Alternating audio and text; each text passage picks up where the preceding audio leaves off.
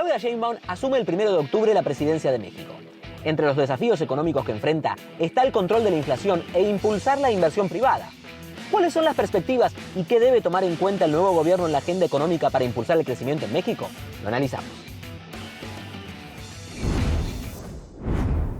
Y para analizar este tema ya está con nosotros Sofía Ramírez, economista y directora del colectivo México ¿Cómo vamos?, quien se encuentra en Ciudad de México. Sofía, gracias por estar con nosotros. Quiero comenzar preguntándote qué país, económicamente hablando, recibe Sheinbaum y cuáles son las perspectivas. Pues mira, primero que nada, muchas gracias por la invitación. En efecto, no solo tenemos la primera mujer presidenta, sino posiblemente la persona electa para encabezar el Ejecutivo Federal con más números de votos en los últimos 45 años. Es decir, esto no es simplemente una transición de poder entre dos presidentes, presidente y presidenta del mismo partido, sino que en ese contexto, pues obviamente hay un apoyo popular muy importante al partido en el poder y a su coalición. Dicho lo anterior, para quienes nos escuchan de otros países, es importante destacar que cuando hay una transición en estas condiciones, con estas mayorías, con este apoyo, con además una muy alta aprobación presidencial del presidente saliente, pues uno pensaría que la transición económica tendría que ser pues bastante suave. Muy contrario a lo que esperamos, lo que estamos viendo es que México ha presentado una ralentización económica absolutamente desvinculada con la trayectoria de crecimiento de Estados Unidos prácticamente desde el segundo trimestre de este año. Ya se auguraba que la presidenta Claudia Sheinbaum iba a ganar las elecciones desde marzo y el clima de negocios a principios del año en México era optimista, aceptable, porque se auguraba cierto grado de continuidad. Al llegar las elecciones en junio, lo que pasa es que se obtienen unas supermayorías muy importantes en el Congreso, en el Poder Legislativo, en ambas cámaras a nivel federal. Y con ello, una vez entrada la nueva legislatura en el mes de septiembre, se aprueban un paquete de reformas políticas, digamos, en materia constitucional, pero también que impactan la independencia del Poder Judicial, la forma en la cual se eligen los jueces ahora de manera directa a partir de unos listados que envía el Poder Ejecutivo, el Poder Legislativo y el propio Poder Judicial, pero sobre todo con una, un desaprovechamiento de los 30 años de carrera judicial que ya se tenían aquí. ¿Qué tiene que ver esto con la economía? Bueno, absolutamente todo. Les mencionaba yo que el clima de negocios era optimista y relativamente tranquilo hasta, pues no sé, marzo, junio de este año, marzo, abril de este año. Sin embargo, en junio lo que vemos es que con las elecciones y la supermayoría empieza a haber cierto malestar, las inversiones empiezan a ser un poco más cautas y lo que vemos es un estancamiento en el tren de inversión, que si bien en México el 90% de las inversiones son privadas, pues no ha tenido el mismo dinamismo que se podría esperar en un entorno que tiene todo para crecer, siendo que Estados Unidos va revisando una y otra vez sus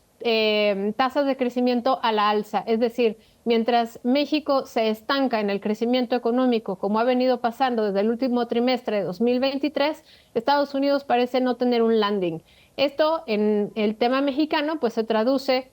en un crecimiento insuficiente en los últimos 6 años, pero en particular en lo que va de los últimos 3 trimestres, desde el cierre de 2023, y bueno, pues alimentado, entre otras cosas, por las elecciones que tuvimos en este verano, con un gran malestar, una gran sensación de incertidumbre respecto a la certeza jurídica, a la independencia del Poder Judicial y, por lo tanto, a la capacidad de la economía de poder, de responder con un Estado de Derecho en caso de que haya querellas en términos de comercio internacional o para las nuevas inversiones, así sean locales. Entonces, el principal reto que yo veo que recibe Claudia Sheinbaum es la incertidumbre jurídica para poder concretar inversiones, a pesar de estar en un proceso que todavía se puede considerar de nearshoring, donde el mundo está regionalizándose, donde Estados Unidos está cerrando a las economías del mundo y donde el costado por el cual estamos cosidos México y Estados Unidos podría aprovecharse.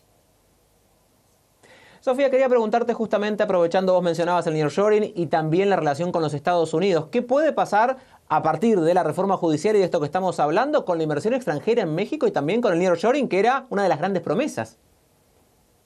Sigue siendo una ventana de oportunidad, pero cada vez se cierra un poco más esta de la relocalización de las cadenas de suministro. Hemos visto cómo los beneficios para la mano de obra en México, para las personas trabajadoras, ha sido muy importante porque los sectores que se han venido formalizando, es decir, que han venido ofreciendo mejor calidad en el empleo, son justamente los sectores que están compenetrados con las cadenas de suministro, no solamente el sistema financiero, los seguros, el transporte, sino también el comercio al por mayor, las industrias manufactureras e incluso el sector agropecuario. Sin embargo, el tema del reto que hay en la informalidad laboral en México, pues lo que plantea son mucha vulnerabilidad por parte de las y los trabajadores en caso de una contracción económica, porque no hay, digamos, ningún vínculo formal que lo reconozca, pero por otro lado, en términos justamente del nearshoring, pues lo que presupone es perder la oportunidad para que se concreten las inversiones en el corto plazo. Cada vez que hay un cambio de sexenio en México, se observa una suerte de desvinculamiento entre el crecimiento de la economía de Estados Unidos y la de México. Sin embargo, en esta ocasión estamos viendo cómo se están perdiendo empleos formales con seguridad social, con acceso a salud, con seguro, digamos, de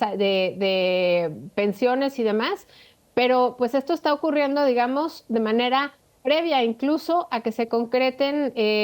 los cambios de poder. Entonces, en este contexto, además de tanta incertidumbre, no solamente política en México respecto a cómo se van a concretar, insisto, la toma de decisiones, las decisiones judiciales, la profesionalización del Poder Judicial, sino también en el caso de Estados Unidos, quién va a ser el nuevo presidente, la próxima presidenta, pues son interrogantes que acaban afectando el clima de negocios y por lo tanto lo que auguramos es que el nearshoring, ante la falta de estrategias y políticas económicas en los últimos meses y la incertidumbre asociada a los cambios político-electorales en ambos países en un año que confluyen elecciones en México y en Estados Unidos, pues va a retrasar mucho de la concreción de los anuncios de inversión que pues francamente México podría haber aprovechado de mejor forma. Sofía, ¿y cuánto influye en la sequía, la crisis energética? Y aprovecho esto también para preguntarte qué podría pasar con Pemex. Mira, la sequía sin duda es un elemento que hay que empezar a considerar de mediano y largo plazo, porque ahora lo que va a venir es esta temporada de huracanes y posiblemente después tengamos el fenómeno de la Niña. Entonces, el cambio climático es real, claramente afecta a los precios de los agropecuarios, pero ciertamente hemos visto ya cómo con las cifras de agosto vemos una recuperación en ese sector. Entonces, claramente hay un incremento en los precios de frutas y verduras, pero también pues impactando el precio de los alimentos, digamos, de manera indirecta. Y sin embargo, no parece ser ese ahorita uno de los focos de atención. En el caso de Pemex, sin embargo, bueno, pues aquí lo que vemos es un barril sin fondo, valga la figura literaria que podríamos estar configurando en este comentario. Creo que lo que importa es que Pemex no puede seguir siendo el espacio que le cueste al gobierno mexicano y que en su momento vaya incluso a contaminar pues la calificación crediticia en virtud de que la refinación no es un espacio donde se generen utilidades y muy por el contrario, la exploración no ha cumplido con sus metas de extracción de crudo del subsuelo, entre otras cosas por falta de inversión privada. Sofía, nos quedaron un montón de temas por hablar de la economía de México. Vamos a volver a invitarte para poder profundizar un poco más y seguramente ya con Claudia Sheinbaum como presidenta en funciones para analizar lo que han sido sus primeras semanas. Gracias por estar con nosotros. Era Sofía Ramírez, economista y directora del colectivo México ¿Cómo vamos?, quien nos ha acompañado hoy aquí en el programa.